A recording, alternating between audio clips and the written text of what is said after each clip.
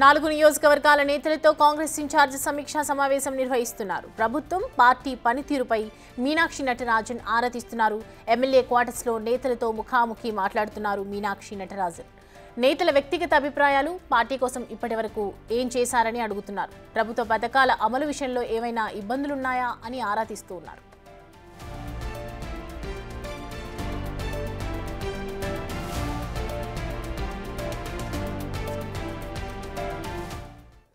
ఈ అంశానికి సంబంధించి పూర్తి డీటెయిల్స్ అందించడానికి మా ప్రతినిధి హేమ జాయిన్ అవుతున్నారు. హేమ, చూస్తున్న మీనాక్షి నటరాజన్ పర్సనల్ ఒపీనియన్స్ కూడా తెలుసుకుంటున్నారు. అలాగే స్థానికంగా ఉన్నటువంటి నియోజకవర్గాల సమస్యల్ని కూడా అడిగి తెలుసుకుంటూ ఉన్నారు. సో ప్రజెంట్ మీటింగ్లో ఏ అంశాలు మెయిన్గా తెరపైకి వస్తున్నాయి?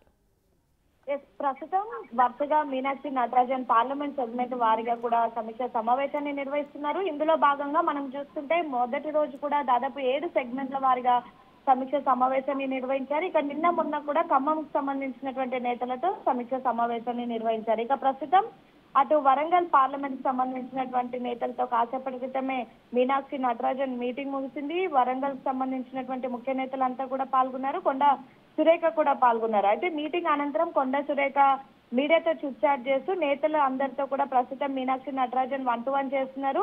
నేతలకు వ్యక్తిగతంగా ఉన్నటువంటి అభిప్రాయాలతో పాటు పార్టీ కోసం ఇప్పటి వరకు ఏమేం చేశారని నేతలను అడుగుతున్నారు మీనాక్షి నటరాజన్ అంటూ చెప్పుకొచ్చారు. మరొక వైపు ప్రభుత్వ పథకాల అమలు, నియోజకవర్గంలో ఏమైనా ఇబ్బందులు ఉన్నాయా అనే నేతలను అడిగి తెలుసుకుంటున్నారు అంటూ కూడా కొండ సురేఖ చెప్పినటువంటి పరిస్థితి. ఇక వరంగల్ పార్లమెంట్ సెగ్మెంట్ సమీక్ష సమావేశం ముగిసిన తర్వాత ప్రస్తుతం నాగర్ కర్నూలుకు సంబంధించినటువంటి సమీక్ష సమావేశం కొనసాగుతోంది. మంత్రి జూపల్లి కృష్ణారావుతో పాటు ఇతర ముఖ్య నేతలు కూడా హాజరయ్యారు. అయితే ఇప్పుడు జరుగుతున్నటువంటి మీటింగ్స్ ఏవైతే ఉన్నాయో వీళ్ళందరినీ కూడా ముందుగానే మీకేమైనా సమస్యలు ఉన్నా మీనాక్షి నటరాజన్ కి కలిసి మీరు ఏమైనా చెప్పాలనుకున్నా సరే ఇది మీకు ఒక అవకాశంగా అంటూ కూడా ప్రతి ఒక్క నేతలతో చెప్పారు. సో నేతలు వచ్చినటువంటి సమయంలోనే అసలు ఎన్ని సంవత్సరాల నుంచి వాళ్ళు పార్టీ కోసం పనిచేస్తున్నారు, వాళ్ళు డే 1 నుంచి చేసినటువంటి యాక్టివిటీ కానివ్వండి, ప్రభుత్వం ఏర్పడిన తర్వాత ప్రతిపక్షంలో ఉన్నటువంటి సమయంలో వాళ్ళు పార్టీకి అందించినటువంటి సేవలు అన్నిటికీ సంబంధించి ఒక బయోడేటాతోనే వస్తున్నారని చెప్పుకోవచ్చు. ఇక ప్రస్తుతం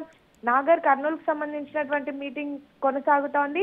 మరి కాసేపట్లో తెలంగాణ రాష్ట్రానికి సంబంధించిన కాంగ్రెస్ ఎంపీలు, ఎమ్మెల్సీలు, కార్పొరేషన్ చైర్మన్లతో కూడా మీనాక్షి నటరాజన్ సమీక్ష సమావేశాన్ని నిర్వహించనున్నారు. అయితే మీనాక్షి నటరాజన్ ఏఐసిసి వ్యవహారాల ఇన్ఛార్జ్ గా బాధ్యతలు స్వీకరించిన తర్వాత మొదటి నుంచి కూడా పార్లమెంట్ సెగ్మెంట్ వారిగా ఆమె టార్గెట్ పెట్టుకున్నారు.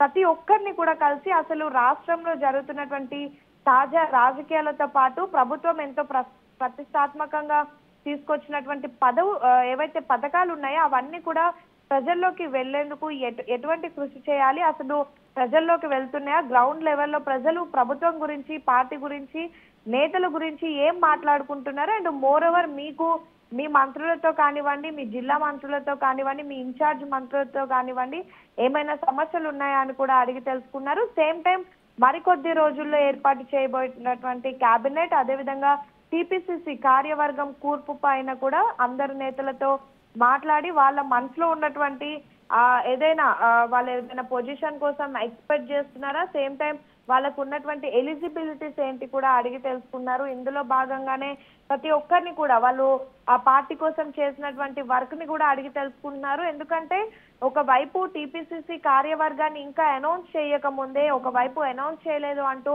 పెద్ద ఎత్తున చర్చ జరుగుతున్నటువంటి నేపథ్యంలోనే తమకే పదవులు కావాలంటూ పెద్ద ఎత్తున పార్టీ నేతల్లో కూడా రచ్చ జరిగింది. రీసెంట్ గా మహిళా కాంగ్రెస్ నేతలు గాంధీ భవన్ లో చేసినటువంటి ఆందోళన చూసాము. కొంతమంది నేతలు బహిర్గంగా మాట్లాడినటువంటి సిచ్యువేషన్ చూసాము.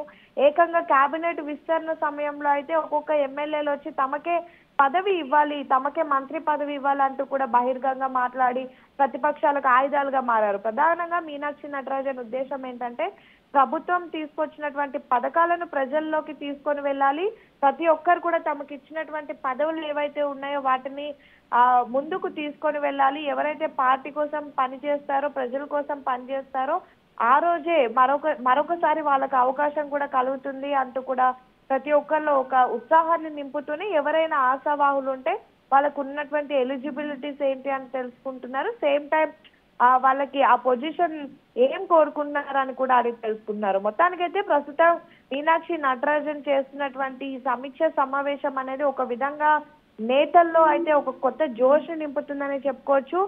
ఎందుకంటే మొత్తం 119 నియోజకవర్గాలకు సంబంధించినటువంటి ఎమ్మెల్యే క్యాండిడేట్స్ తో మాట్లాడుతున్నారు. అటు ఇందులో గెలిచినటువంటి వాళ్ళు ఉన్నారు, పోటీ చేసి ఓడిపోయినటువంటి వాళ్ళు కూడా ఉన్నారు. గెలిచినటువంటి వాళ్లకు మరొక అవకాశం కల్పిస్తాము అనే విధంగా కూడా వాళ్ళలో కొత్త ఉత్సాహాన్ని నింపుతేనే, ఓడిపోయినటువంటి వాళ్లకు మీరు మరింత కృషి చేసి మీ నియోజకవర్గంలో మీరు మరింత ఏదైతే మిమ్మల్ని మీరు గుర్తింపు తెచ్చుకొని మిమ్మల్ని మీరు అభివృద్ధి తెచ్చుకుంటే ఖచ్చితంగా నెక్స్ట్ టైం మీకు ఒక అవకాశం కల్పిస్తామంటూ కూడా కొత్తగా వాళ్ళలో ఒక ఆశని నింపుతున్నారు. మొత్తానికైతే ఇప్పుడు జరుగుతున్నటువంటి మీటింగ్స్ వల్ల టీ కాంగ్రెస్ లో ఉన్నటువంటి నేతల్లో, ముఖ్య నేతల్లో, ఆశావాహుల్లో ఒక కొత్త జోష్ నెలకొంటుందనే చెప్పుకోవచ్చు. సో చూడాలి మీనాక్షి నటరాజన్ మరి కాసేపట్లో ఎంపీలతో, ఎమ్మెల్సీలతో ఏం మాట్లాడబోతున్నారు, వాళ్ళకి ఎటువంటి భరోసా ఇవ్వబోతున్నారు, అండ్ ఓవరాల్ గా ఈ మీటింగ్స్ అన్ని అయిపోయిన తర్వాత ఆమె దగ్గరకు వచ్చినటువంటి ఫీడ్బ్యాక్ ని ఆమె ఎట్లా సెట్ చేయబోతున్నారు అనేది కూడా చూడాలి. కొన్ని నియోజకవర్గంలో పాత కొత్త పంచాయతీలు కూడా ఉన్నాయి. లైక్ పటాన్చేరు లాంటి ఏరియాస్ లో మనం చూసుకుంటే పక్క పార్టీలో గెలిచి వచ్చినటువంటి ఎమ్మెల్యేలు ఆ పార్టీలో చేరిన తర్వాత ఆల్రెడీ అక్కడ పోటీ చేసినటువంటి ఎమ్మెల్యే క్యాండిడేట్స్ కి, ఎమ్మెల్యేకి జరిగినటువంటి ఇష్యూస్ చూసాం మనం. అలా చాలా డిఫరెంట్ నియోజకవర్గాల్లో కూడా ఇలాంటి డిస్టర్బెన్సెస్ క్రియేట్ అయ్యాయి. సో వాటన్నిటిని కూడా షార్ట్ అవుట్ చేయడానికి మీనాక్షి నటరాజన్ చూస్తున్నారు. కొంతమంది ఎమ్మెల్యేలకు, మంత్రులకు గ్యాప్ ఉందంటూ కూడా మీనాక్షి నటరాజన్ దృష్టికి వచ్చింది. వాటిని కూడా ఒక ట్రాక్ లో పెట్టడానికి చూస్తున్నారు.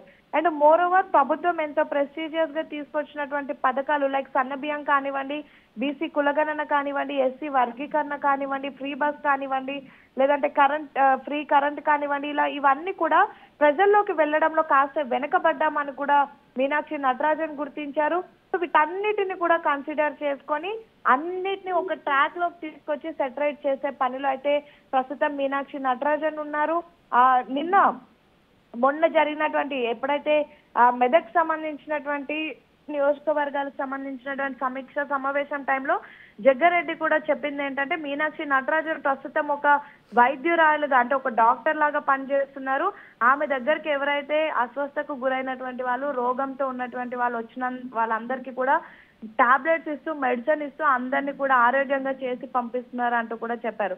ప్రజెంట్ కాంగ్రెస్ నేతలు చెప్తుంది ఏంటంటే మీనాక్షి నటరాజన్ ఒక డాక్టర్ లాగా వచ్చినటువంటి వాళ్ళందరినీ వాళ్ళకు ఉన్నటువంటి హెల్త్ ఇష్యూస్ ని క్లియర్ చేసి పంపిస్తున్నారు అంటూ కూడా చెప్తున్నారు. మరొక వైపు మొన్న సునీతారావు కూడా మీనాక్షి నటరాజన్ కలిసి వచ్చిన తర్వాత ఎంతో భరోసాతో వచ్చినటువంటి పరిస్థితి. రీసెంట్ గా జరిగిన పరిణామాలన్నీ తన దృష్టికి తీసుకువెళ్లిన తర్వాత తమకు ఒక భరోసాని కల్పించి చాలా పాజిటివ్ గా రెస్పాండ్ అయ్యారంటూ కూడా చెప్తున్నారు. మరొక వైపు ఇక్కడ మనం కీలకంగా చెప్పుకోవాల్సింది మాదిగ సామాజిక వర్గానికి సంబంధించినటువంటి ఎమ్మెల్యేలు అందరూ కూడా మీనాక్షి నటరాజన్ ని కలిశారు. యాక్చువల్లీ మీనాక్షి నటరాజన్ కి కలవడానికి వాళ్ళకి అపాయింట్మెంట్ లేనప్పటికీ కూడా వాళ్ళంతా ఒక్కసారిగా వెళ్తే మీనాక్షి నటరాజన్ కలిసి వాళ్ళందరికీ కూడా పాజిటివ్ గా సమాధానం చెప్పారంటూ కూడా ఆ ఎమ్మెల్యేలంతా కూడా చాలా హ్యాపీగా ఫీల్ అవుతున్నారు. And same time Peddapalli parliament నియోజకవర్గానికి సంబంధించినటువంటి నేతల మీటింగ్ అయినటువంటి సమయంలో పెద్దపల్లి ఎంపీ వంశీతో పాటు గడ్డం వివేక్ కూడా రావడం జరిగింది. రీసెంట్ గా ఎక్కడైతే పుష్కరాలు జరిగినటువంటి సమయంలో అక్కడ జరిగినటువంటి ఇష్యూస్ ని కూడా తన ముందుకు తీసుకొని వెళ్లారు. వాటిని కూడా మీనాక్షి నటరాజన్ పరిష్కరించారు. మరొక వైపు రాజ్ ఠాకూర్, రామగుండానికి సంబంధించిన ఎమ్మెల్యే రాజ్ ఠాకూర్ కూడా వెళ్లి తను ఒక బీసీకి సంబంధించినటువంటి నేత అని, ఎన్నో ఏళ్ల నుంచి పార్టీ కోసం పనిచేస్తున్నానని, తనకు ఈసారి వర్కింగ్ ప్రెసిడెంట్ కానీ లేదా ఇతర ఏదైనా అవకాశాలు ఇవ్వాలని చెప్పినటువంటి సమయంలో కూడా ఆ కేపబిలిటీస్ కానీ, ఎలిజిబిలిటీస్ కానీ చూసి ఖచ్చితంగా మీరు అనుకున్నది చేస్తాము అంటూ కూడా మీనాక్షి నటరాజన్ హామీ ఇచ్చారు. ప్రతి ఒక్కరు కూడా తమ సమస్యలతో వెళ్లి ఖచ్చితంగా పరిష్కారంతో తిరిగి వస్తున్నారు. అందరూ పాజిటివ్ నోట్ లో అయితే బయటకు వస్తున్నారు అని చెప్పుకోవచ్చు. సో మొత్తానికైతే టీ కాంగ్రెస్ లో రీసెంట్ గా జరిగినటువంటి కొన్ని డిస్టర్బెన్సెస్ కానివ్వండి, లేదంటే కొన్ని గ్యాప్స్ కానివ్వండి, లేదంటే ఎన్నో పథకాలు పబ్లిక్ లోకి తీసుకువెళ్లడంలో వెనుకబడినటువంటి అంశాలు కానివ్వండి, వీటన్నిటి పైన కూడా మీనాక్షి నటరాజన్ ఒక పట్టుబట్టారు. వీటన్నిటిని కూడా ఒక ట్రాక్ లోకి తీసుకొచ్చేటటువంటి ప్రయత్నం చేస్తున్నారు. సో చూడాలి మీనాక్షి నటరాజన్ అన్నట్టుగా ఇదంతా వర్కౌట్ అవుతుందా, లేదంటే నెక్స్ట్ రానున్నటువంటి రోజుల్లో ఏం జరగబోతుంది అనేది మాత్రం చూడాలి. ప్రెసెంట్ అయితే అందరూ మీనాక్షి నటరాజన్ తో మీటింగ్ అయిన తర్వాత చాలా పాజిటివ్ గా ఉన్నారనే చెప్పుకోవచ్చు. Right Hema, thanks for the updates. Right, మొత్తం 4 నియోజకవర్గాల ఇన్ఛార్జీలతో ప్రస్తుతం మీనాక్షి నటరాజన్ సమీక్ష సమావేశం నిర్వహిస్తున్నారు. 1-to-1 నియోజకవర్గంలో ఉన్నటువంటి ఇబ్బందులు కావచ్చు, ఇటు పార్టీలో ఉన్నటువంటి ఇబ్బందులకు కావచ్చు, ప్రతి ఒక్కటి కూడా సాల్వ్ చేసే విధంగా ఈ మీటింగ్ అయితే కొనసాగుతోంది. ఈ మీటింగ్ తర్వాత కూడా అందరూ పాజిటివ్ వైబ్స్తోనే బయటకు వస్తున్నట్లుగా మనకి ఇప్పటివరకు అయితే అందుతున్నటువంటి సమాచారం.